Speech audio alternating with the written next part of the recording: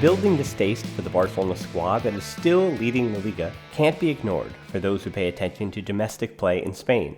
There have been so-so results on the road this season, including losses to Granada and Levante, but victories in Catalonia has the Barcelona board backing Ernesto Valverde and the feeling for the fan base that the Blaugrana won't be undergoing major changes this season. However, after draws with Borussia Dortmund and Slavia Prague, Barcelona aren't out of the woods yet in the Champions League group stage. The stakes for Wednesday's matchup with Dortmund at the Camp Nou couldn't be higher, and it might seem impossible from a Barcelona perspective, but the stakes from a Dortmund perspective may be even higher.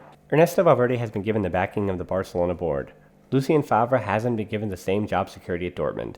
Favre's Dortmund side is in a rough run of form at the moment. After starting the year in terrific form, they now find themselves in 6th place in the Bundesliga race. They were crushed by Bayern Munich 4-0 a few weeks ago, and the international break didn't solve any issues.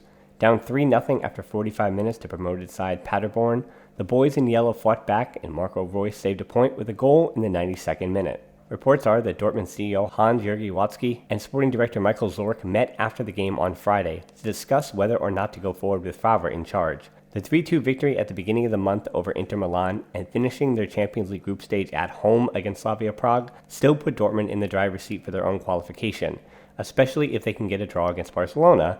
But would anything short of a draw at the Camp Nou mean the end for Favre? One of the other issues going against Favre this year is much like Ousmane Dembélé and Antoine Griezmann, Favre isn't getting the best out of some of his forwards. 19-year-old winger Jadon Sancho, the player with the most assists in the Bundesliga last season, hasn't looked as sharp this season.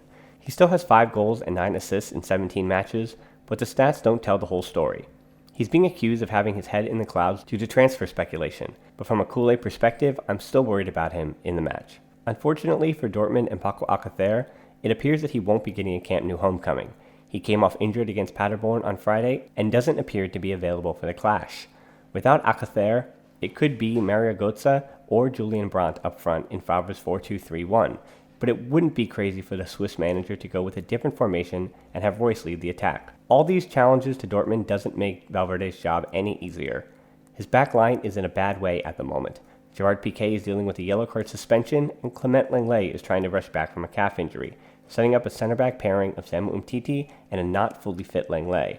Jordi Alba and Nelson Semedo are also dealing with injuries, so Sergio Roberto, if he's healthy himself, should join Junior Firpo as the outside backs. But the issues in front of Marc-Andre ter Stegen won't be a good enough excuse for Valverde. Barcelona sit atop Group F with 8 points, 1 in front of Dortmund, 4 in front of Inter Milan, and 6 in front of Slavia Prague, meaning a win against Dortmund would guarantee they advance to the next round as the group winner. A loss and a win for Inter against Slavia Prague would make the match at the San Siro a real do-or-die situation. It's not likely that Barcelona will lose 2, but hey, it's also unlikely that Achraf Hakimi is tied for 4th this season with 4 Champions League goals, and the top scorer is a 19-year-old Norwegian playing domestically in Austria. Erling Haaland, learn the name. Anyway, it wouldn't be surprising if the Camp Nou crowd responds in a negative way if things aren't looking positive early. Pressure is on Favre for sure, but the board's endorsement of Valverde may need to be revisited if Barca don't survive the next 2 weeks. The Giants of Europe haven't played well to start the season, and it doesn't seem like any of them plan on turning it around. Before you turn around and close this window, remember to hit that like and subscription button. For a recap of this match, check out the Quick Take match review on our Patreon on Thursday, and until next time, Forza Barca.